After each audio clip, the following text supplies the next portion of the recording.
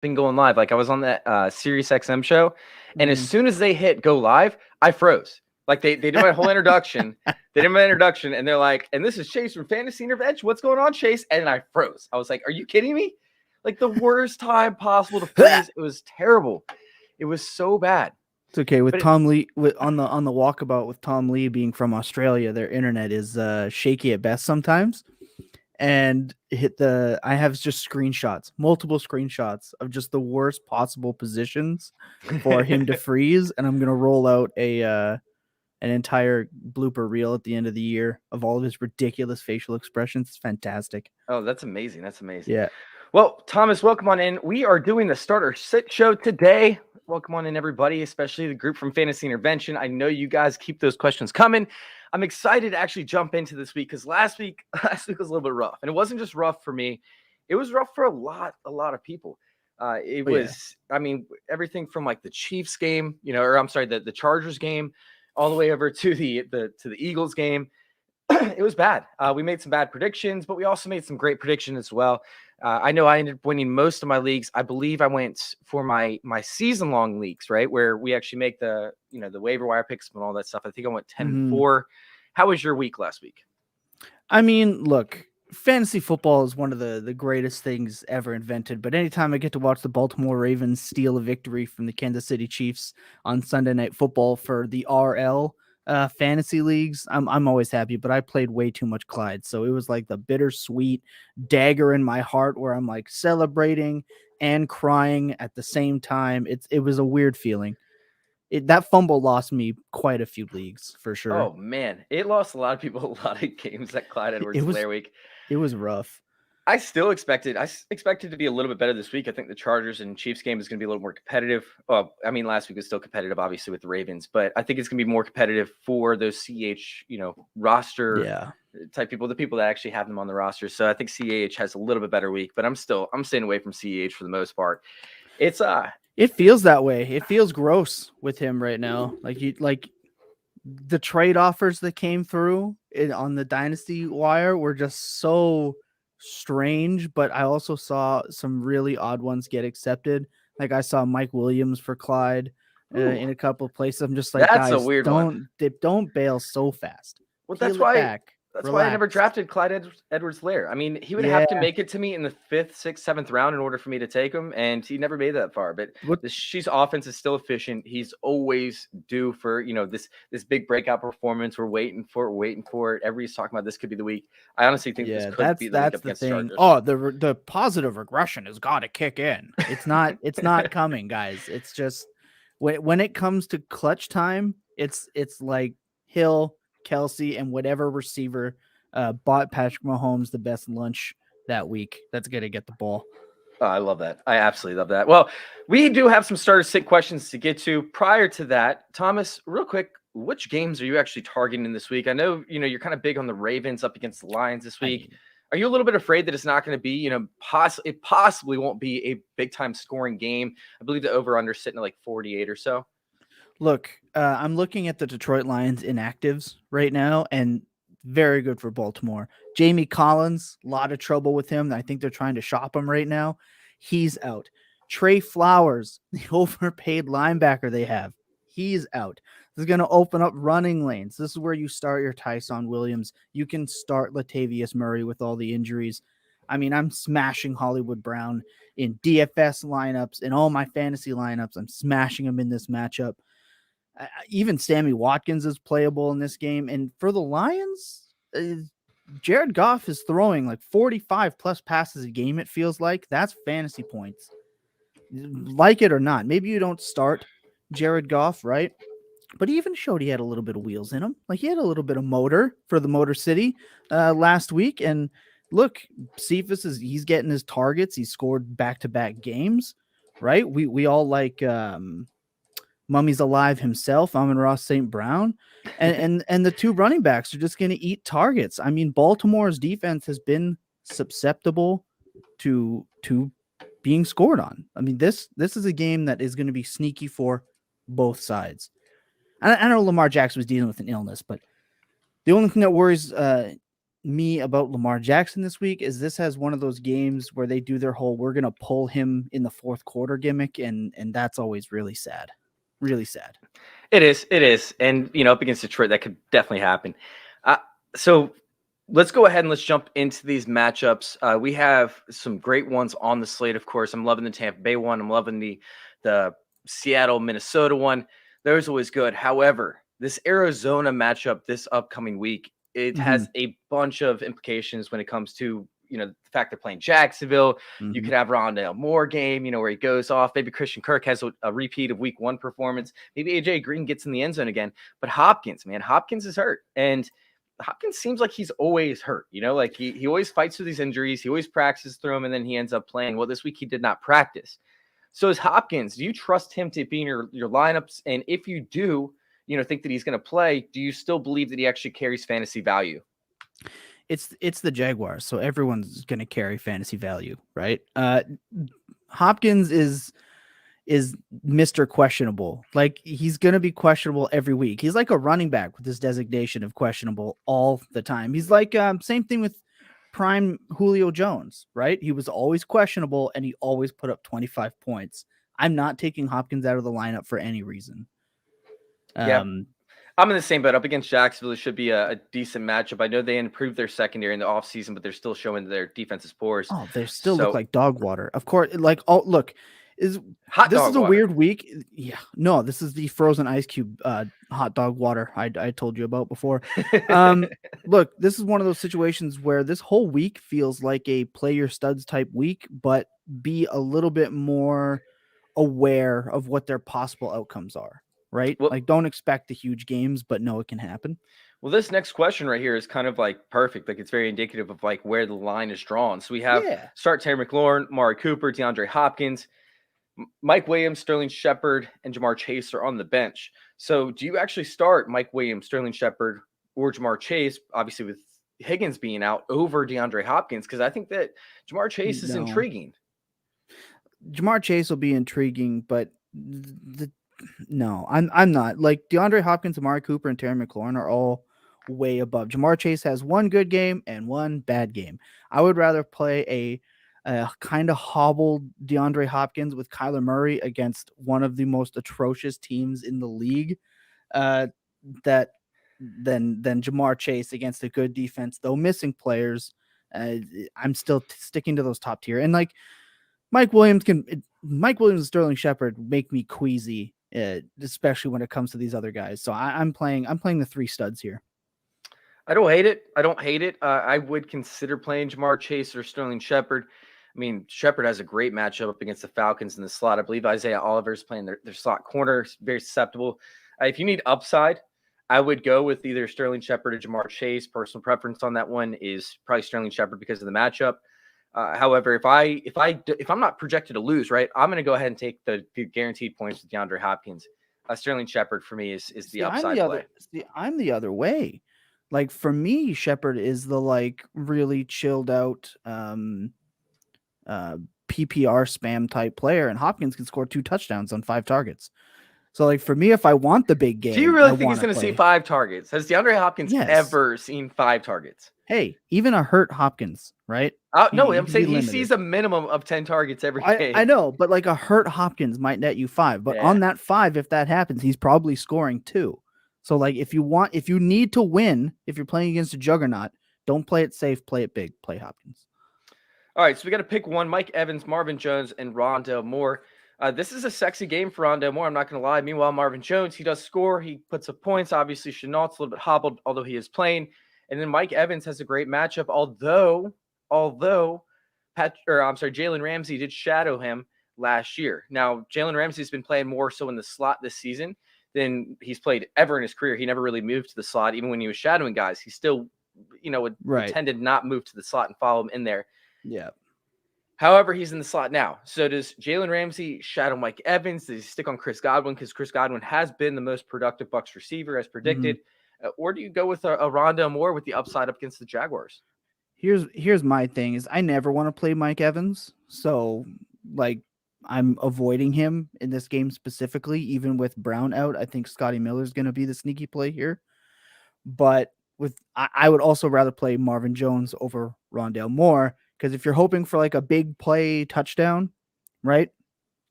Marvin Jones is still going to give you that, and he's still likely to get 10 plus targets. Where again, with Hopkins in, we don't know how those targets are going to go, and I predict myself that the Cardinals are going to be up, so they might run with, unfortunately, James Conner more, which would be sadness for everyone. So I'm playing, if you like, that 2 touchdown, 10 target type play is still Marvin Jones. Big play, Marvin Jones. Okay. All right. So I'm going Rondo more on that one. He's going Marvin Jones. We're both sticking away from Mike Evans for now. All right. So the Browns defense or the Bills defense. The Browns have Chicago. The Bills have Washington. Taylor Heinicke played great last week. It's something else where he faced the Giants. The Giants do have a decent defense. The Bills so far have been, just subpar at all angles. Kind of gross, yeah. Yeah, they just haven't been good anywhere, really. I mean, yeah, sure, they did great with their pass rush so far. But, man, it's tough to sit there and say, hey, you want to play the Bills defense this week. Meanwhile, the Browns defense up against Chicago, this could be a very high upside play. I mean, Justin Fields is getting his first start as a professional. How are you feeling about this one? I'm playing the Browns just mostly because they're like, neither team has a big inactive, but I'm playing the Browns defense because at the end of the day, you still want to chase points, right? So if you're looking for sack totals and picks and turnovers, they still give you the best opportunity to do that. I don't think the Bills have a sustainable pass rush. You're chasing the points, not really trying to avoid being scored on, right? So I'm trying to take the Browns here because I think they're still going to be able to put up a higher point total at the end of the day. Okay. Yeah, I think the Browns actually are a great play for this one. I'm definitely on the Browns side for this one as well. All right, let's go ahead and hop into starting Sanders or Harris. He needs win. And Miles Sanders has not been good so far this year. I'm playing Miles Sanders. Oh man, Harris against the Saints. Get out of here. Yeah, honestly, that's a pretty easy question for me. I don't even really have much to add to that. Like it's Harris up against the tougher Saints rush defense. I'm gonna go ahead and take Sanders on that one. Yeah, all PPR right. Not either. Like it's just. So we have Mayfield or Tannehill, and Tannehill's been kind of rough, man. Tannehill has not been good so far this season. Obviously, I thought he was going to go off last week. However, man, Derrick Henry just took over the show. So Tannehill didn't need to pass, and that happens from time to time up against a Colts defense. I'm not loving this matchup, but I still think that Tannehill could end up connecting, hopefully with A.J. Brown on a couple different opportunities. What are you feeling? I am attacking this matchup because I think the Colts defense is in shambles in the back in the secondary.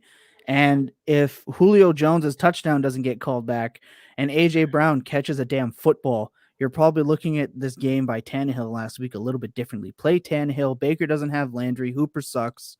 If anything, it's going to be a Nick Chubb, Kareem Hunt game. Maybe Baker will somehow rush in a touchdown and throw another one to Odell, but I'm playing Tannehill just because that offense is so good.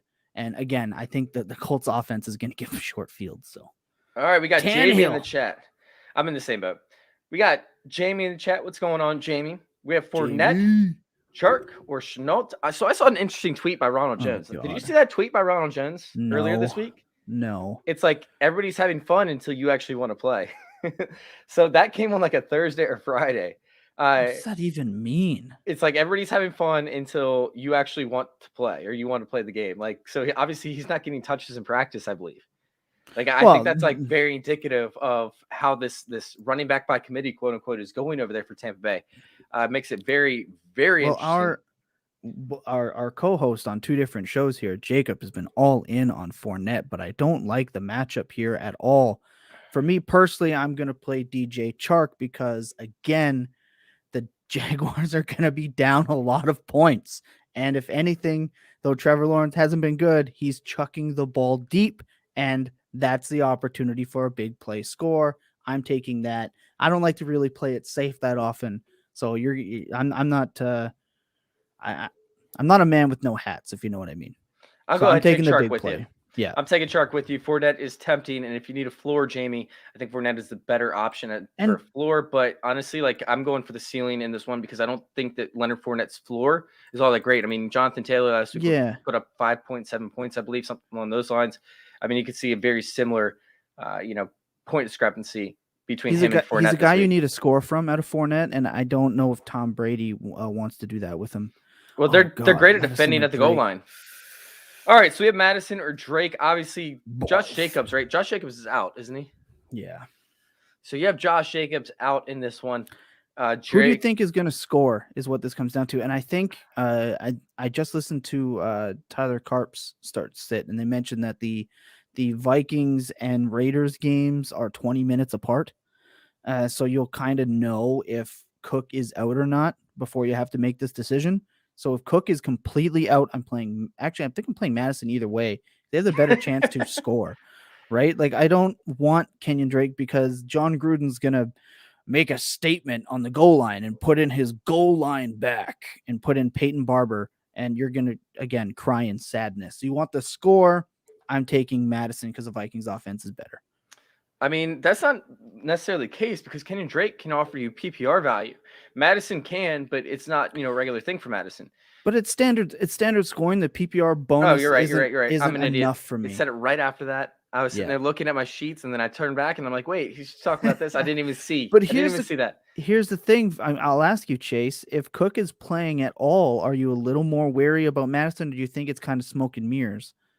No, if Cook plays, I think I'm out on Madison. Okay. And I'm not saying it's smoke and mirrors. I just don't want that shared volume. Seahawks are actually really good up against running back. But let me hit you with this. I did a DFS article, did get right? Shredded though. For player profile. They did up against Derrick Henry. Like, I mean, you can't apply Derrick. He's an outlier. All right. Hey, all right. So I do want to address this because I wrote it in the player profile article for DFS. Madison, twice in his career, has paid off the value of what he's at right now, which is $6K. Twice in his career. Once was week 17 up against the Lions. Great. Week 17 up against the Lions. You better pay off your value in DraftKings. The other week was week 5 or week 6 last year up against the Seahawks. And he absolutely shredded them. So maybe they have the secret sauce, but I think this is going to be a more pass-heavy game. I think that Madison, could end up being an afterthought in this one. Kirk Cousins in the 2 games that Dalvin Cook did miss threw for 67 total fantasy points. He threw for 6 touchdowns, 700 yards. It was insane. Mm-hmm. So this could be a pass-heavy game once again. I'm going to be sticking away from Madison for the most part. I'm going Drake. All right. Hello, Danielito. What up? I think that's how you say it. Hopefully I didn't butcher that. All right, start 1. Damian Harris, Fournette, or Michelle. This one is bad. This one is not good. I'm going to go Fournette on this one. Yep. All right, so we have... Just because the other 2 guys bad. We have John Hicks, who says Evans. He also says, I'm starting Fournette. Good for you, John. Good for you. All right, so we have Tyson Williams or Shepard on this one. Tyson Williams, man, this is your boy, right? Kind of. This is your homie. If you can hang on to the ball. If he can make a block, right? If it's PPR, I'm playing Shepard. Okay. I'm pretty much in the same, but I like Shepard this week a lot. I think Shepard's going to have a massive, massive output. I'm all on board with Shepard this week. Give me Shepard. Should I flex Pollard or Damian Harris? I'm going Pollard on this one. I know it's a little bit of a tougher matchup up against the Eagles, but he should have some value over there. I think it's going to be a high-scoring game. It's a division rivalry. I'm taking Pollard on this one to get outside the tackles and to have some big chunk plays this game and possibly a breakaway run. Look, if it comes down to playing the Dallas Cowboys starting running back or playing the Patriots starting running back, I mean, you always take the Cowboys starting running back. Oh, my God. Really? You're going to go there? You're going to go there. He's the running back, 10 on the year? So, yeah, I went there. Fight me, all of you. I don't care. Pollard over Zeke all day. What's Zeke on the year? Not in the top 10. So I don't care. Oh, man. All right. Not on my rosters. I'll tell you that much. Oh, my God. He was running back 8 last week. Don't care. Running back 8. Yeah, he was running back 8 last week, and he's not in the top 12, so go figure. Look, we got Swift, Jamal Williams, Bryan Edwards, Damian Harris, pick 3. Oh, God. I'm just out on Damian Harris, so, I mean, give me Swift, Williams, and Edwards. All right, I'm going to go ahead, and I'm out on Williams this week. Yeah. Ooh.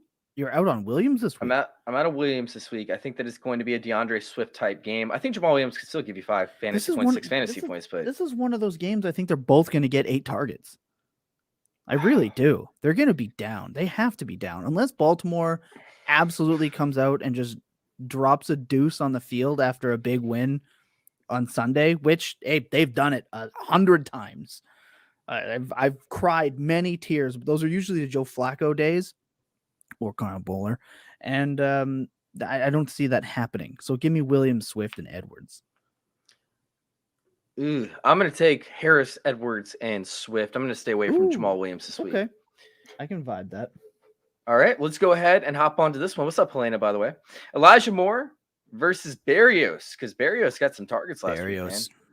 Yeah. You're going Barrios over Elijah Moore? Yeah, because Barrios is playing Crowder's role, and that seems to be about where Zach Wilson wants to throw it constantly. Elijah Moore hasn't really hit that target share I want. So in this case, I'm taking Barrios. Oof. I'm gonna go because he's out again, correct? Like Crowder? Yeah, he's out again. So yeah, give me Barrios. I like Elijah Moore with the big playability. I don't think that Denver is going to allow a ton of reception. I think it's going to be an ugly game, to be honest with you. And I don't want to start either one of these guys.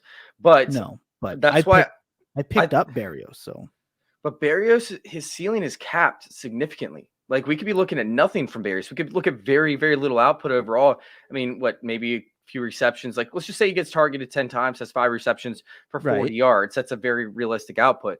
Meanwhile, Elijah Moore, if he can get a big play, if he can get behind the Broncos defense, we're talking about a touchdown with 100 plus yards. I know that his upside is somewhat limited, but I mean he can still have 3 receptions for 30 yards, which is not that far off from Barrios' floor. Right, but for the Broncos, inside is where you're going to beat them. You're not going to take them on the outside.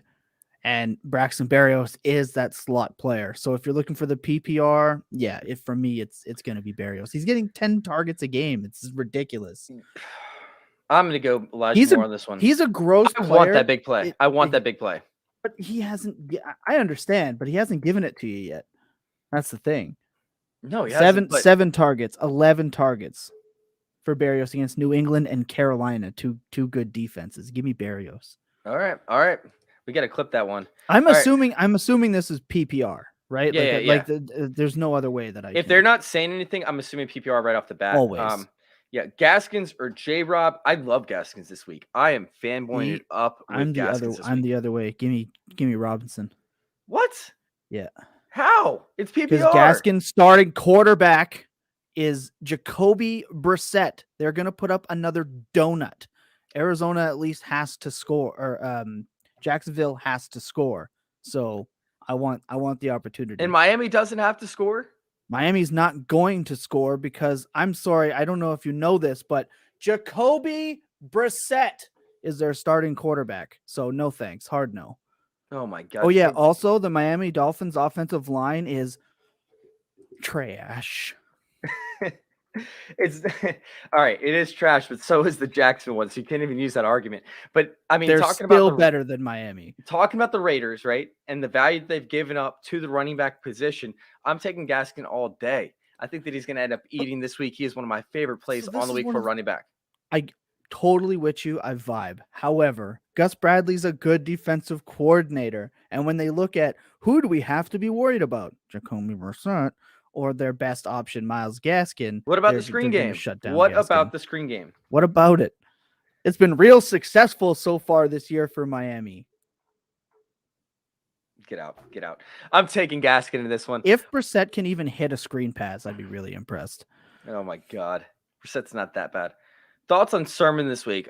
Sermon's coming in. Obviously, it's an extremely hindered 49ers backfield. Their injuries are plenty. They signed Trenton Cannon. They signed everyone. They signed Carry on Johnson. He's active this week, I believe. Yeah, that's disgusting. I mean, it is what it is, dude. Like when you need running backs, you need running backs. This wide zone run scheme is not an easy scheme to run when it comes to keeping running backs healthy. Oh, I know. My knees. We played a zone scheme all the way through through junior football, and my knees agree with that statement. Here's my thoughts on Sermon. Don't play him because there's a good chance you're going to get Shanahan.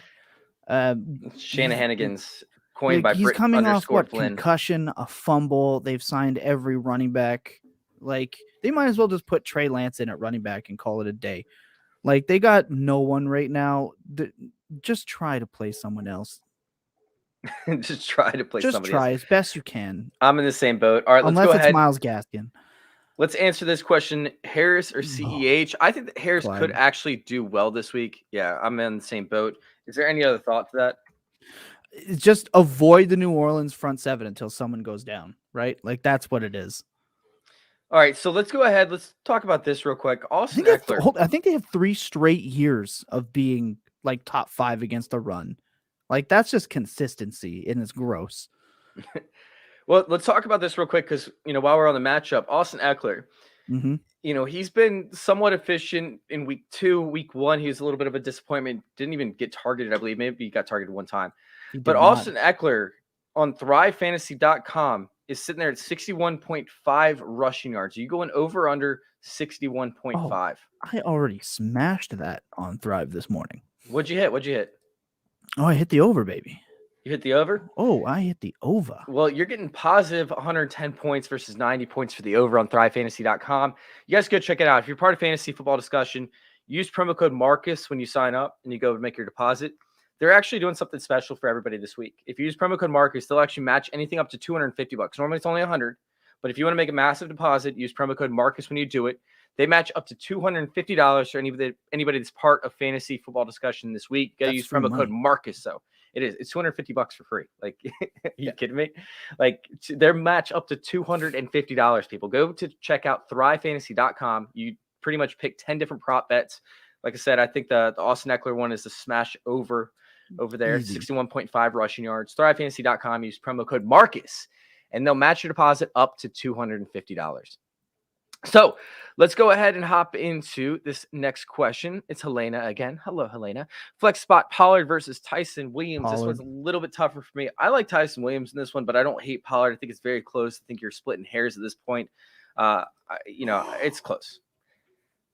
Hey, when you're on Thrive, smash the over on everything Jonathan Taylor because Marlon Mack is a healthy scratch. Nice. All right, yeah, smash the over on Jonathan Taylor. I could try and look him up real quick. I'm gonna make so much money this week on the over for him. Oh my lord! And Hines, what an underdog had Hines at 24.5 receiving yards as his line, and I was like, "Woo, free money!" That is free money. Free money. Oh, I was hitting. Dude, I was literally just. I've made so much money off Thrive this year. Off of Underdog and Thrive too. It's been stupid. All right, Kenyon Drake or Sermon this upcoming week. Kenyon Drake, no question for me. I don't even need to elaborate since we went into Kenyon Drake's stuff PPR. earlier. PPR, It should be a smash play. Sermon, I don't even know what's going to happen. Look, here's the thing with Sermon. I understand people want him to be the guy, but he's been in the doghouse. He fumbled coming off a concussion. They've signed every running back imaginable, and they could literally play almost like Juszczyk could play tailback for them, and he would do well. So, yeah, I understand, but avoid him. All right, Sutton versus Claypool. Sutton has the Jets. Maybe the Broncos don't need to score. Meanwhile, Sutton. We see a weak arm over there for Ben Roethlisberger. He's not looking right. I guess he had a shoulder, a pectoral injury, something along those lines. Yeah, something that an old man doesn't need when it comes to throwing a football. Yeah, I'm taking Sutton in this one after we saw the performance last week. Sutton's looking more comfortable. His routes are looking so crisp. 248 air yards last week alone. Unreal. Take Sutton. Yep, I'm on Sutton's boat. I'm gonna eat words here because I'm the resident Teddy B denier. The guy is balling out for them right now. He looks good, man. He looks good. Looks very good. All right, Jonnu Smith and Evan Ingram. Evan Ingram is coming back up against the Cowboys. Their secondary is very weak, susceptible to the tight ends. Meanwhile, we have Jonnu Smith. Interesting matchup over there with the Patriots. They're not going to be able to run the ball, so maybe Jonnu Smith is that short yardage type guy. I'm guessing this is PPR, so I'm going to lean Jonnu Smith on this one. I don't trust Evan Ingram. I never have. I think that he's a great athlete. I wanted to believe in him last year. His hands let me down. He can't catch the ball. I don't know if it's tiny hands or what, but I'm going to go Jonnu Smith on this one. What side are you on? Give me Ingram because I don't see Jonnu Smith getting more than 5 targets this game. And Ingram will probably get 8+ because every game he plays, Evan Ingram gets targets. Whether he drops them or not, he won opportunity at tight end. So give me Ingram. Why would you say that Jonnu Smith won't see more than 5? They can't run the ball. He could be that short yardage type situation, similar to what we saw with like a Juju Smith-Schuster last year for the. I say 5 because he's had 5 targets in back-to-back games. Yeah, So but I'm just playing the average. yeah, I So think this one is a and little bit more susceptible. but here's the thing: they played Miami, who has not been good, and the Jets. 5 targets, 5 receptions for 42, 4 receptions for 42. No But thanks. you know what you can do against those teams? You can run the ball. You can run a ball against those teams. You cannot run the ball up against the Saints. But they didn't run the ball that well. And Mac Jones has been an absolute pylon. So give me Ingram. Oh man, I can't with you. All right. Am I crazy for starting Mike Davis over Miles Sanders and Tyson Williams? I'm gonna Yes. say yes. You are crazy, Jamie. All right. Look, the answer is never Mike Davis. Ever. It's Okay, I never agree. Mike Davis. You can go to Full Tilt Dynasty YouTube page and watch our Mike Davis commercial. It'll really help you set the tone on Mike Davis. All right, Cole Beasley, Juju Smith-Schuster, Odell or Shepard, pull PPR. Shepard. Ooh, man, Juju though has a sexy matchup up against the Bengals. I like don't Shepard. want You know, I Ben. like. Yeah, but Ben can throw it 5 yards. He can't throw it anything beyond that, but he can at least throw it 5 yards. Unless he's doing like the weird, like the Phillip Rivers. I don't even know what that was shot put that he threw. Did you see get that? that. Yeah, it's horrific. I can't watch I can't watch the Steelers games, but at least Shepard can create afterwards. I don't trust Odell in his first game back. That's probably gonna backfire. Juju is horrific with the ball in his hands. He's as pylonish as it gets at wide receiver. Shepard can create. Yeah, That's because he's pylon. always under double coverage. But no, Wait, Juju is always under double coverage. Yeah, they normally bring a safety in the box to prevent that from him actually getting yards him from running 6 yards instead of 4. Exactly. Oh That's exactly what happens. No, he runs. He gets Juju's 2 yards after the useless. catch. Juju is not useless. Stop rostering Juju Smith-Schuster. What, you dropping Juju? I never draft him, so I don't have a reason to drop him. He was fine last year. Get out of here with that. I'm gonna go Sterling Shepard with you, but I don't think Juju Smith-Schuster is a bad play on this one or this week, as a whole. Where's Juju on the season, by the way? I don't even see him. All right, so I'm about to tell you. Oh God, it's not gonna be. He's wide receiver 38. Okay, that's still not bad. It's still wide receiver 3. All right, so let's go ahead and go with this one. Pick one: Miles Sanders, Kareem Hunt, or Melvin Gordon. Melvin Gordon, man, he looks good and he looks bad. And he looks good and he looks bad. He's all over the place. They have a very good matchup. Meanwhile, you have Kareem Hunt, who I don't really like his matchup that much this week. Up against the Chicago Bears, I don't know how much passing down work he's going to get, and the Chicago Bears aren't terrible up against the run itself. And then you have Miles Sanders. I think you have to go Miles Sanders in this one. That's the direction I'm leaning. Yep, 100%. Also, Sterling Shepard's the wide receiver 11. Yeah, I know. I saw that. I saw that right as soon as I got on there. I like Sterling Shepard. I've been fighting for Sterling Shepard this entire show, by the way. Don't forget, I picked Sterling Shepard when you did not. I don't even know what question it was. I just feel gross that you would ever pick Juju. Oh, my God. I can't. All right. What is this? Bridgewater. 17 or Bridgewater up against the Jets. Or we have Tannehill up against Indy. I think Tannehill's going to ball out this week. I do. It's got to come around. Like, will Henry score 2 tutties? Probably. But he's also getting like 4 targets a game now or something for Henry. He could just catch one and run it in. I want Tannehill. I think he's going to go 3 tutties this week. All right. Standard scoring for a flex spot: Sterling Shepard, OBJ, or James Robinson. Okay, this one's tough. This one's very tough. Standard scoring flex. Oh, man. James Robinson up against Arizona. Dude, you cannot run. You cannot run up against Arizona. You can't. I want Beckham. Beckham has the most likely chance to score. Whoa. Oh, because this was PPR. Got it. That's PPR. The other one's standard. So I saw what you were trying to do there just now. I'm reading the questions. I'm reading the questions for the people. You want touchdowns here. I want OBJ because if they get into the red zone, the hype video is going to force Stefanski's hand, and they're going to have to toss him red zone targets. I'm still going to go Sterling Shepard in this one. I don't trust OBJ in his first game back. I just want the touchdown, and I don't trust Daniel Jones to throw any. Ever. All right. Fields or Tannehill? Is this one is this one close for you at all? Because I'm not on Fields the first week. I don't want Fields week 1. Justin Fields ran the ball 10 times and a half. I want Fields just for the rushing. I'm going Tannehill. I'm assuming this isn't a super flex. I'm assuming this is a standard 1 quarterback Actually, no, I'll stick with Tannehill. Yeah, you need that upside in single quarterback leagues. I'll stick with Tannehill. All right. Would you start Waddle with Miami this week with Jacoby Brissett? We're gonna see a ton of screen plays up against the Raiders. They're susceptible. They're susceptible to the pass, man. They're susceptible to speed. They don't have any speed in their secondary. Clinton Dix is going to be one of their safeties this week, one of the 10 that they have on their roster. I mean, they're not good in the secondary, man. If you're praying, like, buy a lottery ticket the same weeks you start Jalen Waddle, because you're probably going to be successful in both those things if one hits. What did Marquise Brown do? What did Marquise Brown do to the Raiders defense? What? Hold on. First off, he doesn't have Jacoby Brissett. He has throwing him the football. It's not too much better with Lamar Jackson when it comes to being a passer. Okay. Thomas is leaving the show. We're gonna do the show. He is out. No. You talk. I got this. Brissett, career, history. Oh, quarterback 35, 50, 23, 232, 20, and 45 for Jacoby Brissett. I'm done. Don't All play right. I would actually rather play Parker than Waddle. Bigger body, can go up and get it. Jalen Waddle kind of sucks right now. Play Parker over him, but don't play Waddle. I think Waddle's startable in the flex. Here's the thing: if you're playing Waddle, you're praying for the long touchdown. So if that's kind of your vibe, what about which I sometimes am, oh god, don't start with that. And then give me Parker over Waddle. All right, Javonta Williams or Sony Michel. I like Javonta this week. I think Javonta's a smash play. Easy smash. Sony Michel sucks. Yeah. Like when it comes down to questions like this, I know you're like, well, if Darrell Henderson's out, Sony Michel is going to get all the work, which maybe, but Sony Michel getting all the work is still probably going to leave you crying in a bathtub.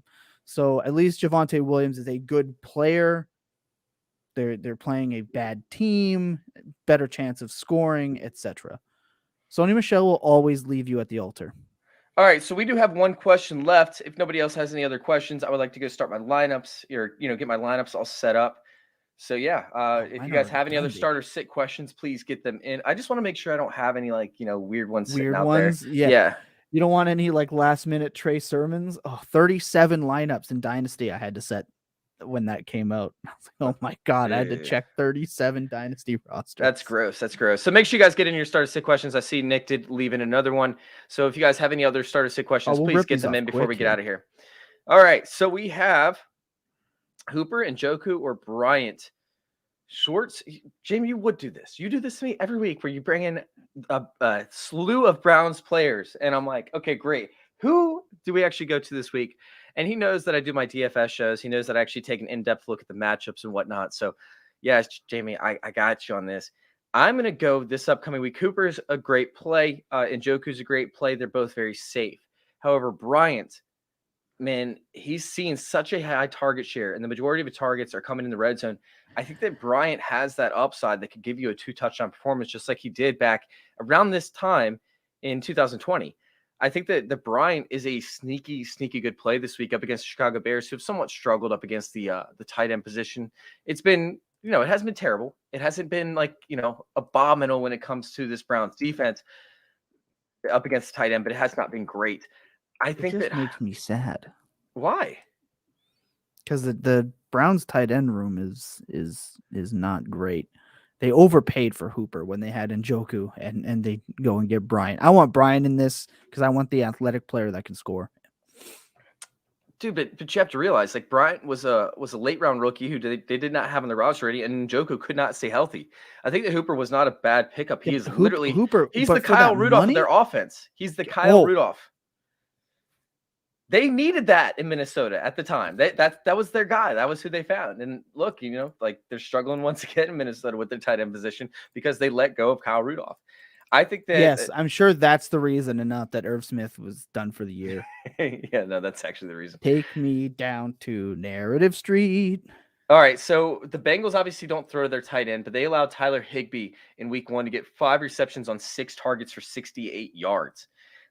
I think that's a very, very sneaky good play over there for the tight end position for the Browns. I'm going to go with Bryant, though, who I just like his opportunities. I want Bryant there, too. his weighted opportunities are significant. Meanwhile, you have Schwartz, who's that deep target guy. You have Higgins, who I can't get on board with, and DPJ. I feel like Odell Beckham is taking over that DPJ role. Like, and Donovan Peoples-Jones has looked bad. he right? has Like two I fumbles know last he week, was, didn't he? especially I know Christian Williams was all about his Donovan Peoples-Jones, but even he's been quiet on him a little bit because he just hasn't looked good with the opportunity. DPJ is my T. guy. Higgins Like, that's officially my out? dude. No, I think he's talking about Higgins, Rashad Higgins for the Browns. Oh no, I know. It just it finally came through. Okay, gotcha. I'm gonna say Schwartz for the big playability. The Bears can get beat deep from time to time. I want Schwartz too. And the opportunities can be up there. I don't even know if DPJ is going to get snaps this week, and that sucks because I'm a huge DPJ guy. You know that, Jamie. He's going to be the Jalen Guyton of that offense this week if he does. Yeah, I agree. All right, Aaron or Russell Wilson, Aaron Rodgers, man, he is so close to being what he was last year, right? You know, he just needed a few games to warm up. Relax. They got the San Francisco 49ers. Jason Verrett, their corner, is hurt. But Russell Wilson. Minnesota? Oh, this game is going to have 60 points scored in it. That was okay. So this is one of the games that I attacked for my player profile article, right? Oh, 100% you should have. Yeah. But great call. But I'm feeling like this could end up being a Chris Carson type game where Chris Carson could actually he's only seen like 11 carries and 13 carries, I believe. Those are his 2 carries so far this season. Chris Carson could end up seeing 20 plus carries this game. I really strongly believe that if the Seahawks get up and if they can actually force some turnovers from Kirk Cousins. This offensive line for the Vikings hasn't been, once again, they haven't been abominable, but they haven't been great. Very subpar. Meanwhile, the Seahawks have been able to get a little bit of pressure on the end, but they haven't been able to force pressure up the middle, possibly causing Kirk Cousins to have some of his signature interceptions, right, where he ends up not seeing the pressure from the back end until the last second. All of a sudden, he catches a glimpse out of a defensive end, and he just chucks it up because he freaks out. He gets that pressure. If he sees pressure in the face, he's fine. He can actually maneuver around the pocket when he sees the pressure. He freaks out when he doesn't see the pressure and he releases bad balls. Very similar to what Matt Ryan does. So I think this could end up being a game where the Seahawks see a good amount of turnovers and run Chris Carson up the middle. Both of these secondaries are dog do, and I want the better wide receiver core. So I want Russell Wilson. All right. Chucking a deep play action. Even if they run it with Carson, it only takes 5 throws for Wilson to put up 25 points with those wide receivers. You're right. Absolutely, his efficiency is through the roof. And Everett at tight end at the goal line. Carson can catch passes and run it in on the screen passes you like so much. But I'll take any time where I can huck it deep to Tyler Lockett and DK Metcalf against poor secondaries. I'm just smashing it. It's close for me. I don't think you can lose. I don't think you can lose with either. No, if those are your decisions, you're in a good place in life, or really bad place because you drafted quarterbacks too early.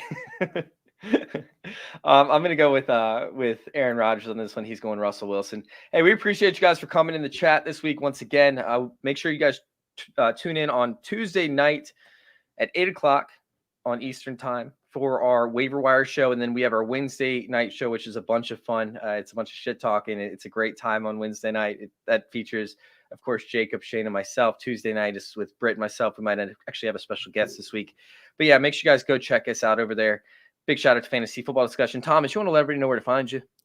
Hey, man, I'm kind of all over the place right now. So you can catch an article that I just wrote for the Dynasty Vipers on why James White is a dynasty buy right now. I got one in the works for Fantasy Intervention, so you can catch that with that.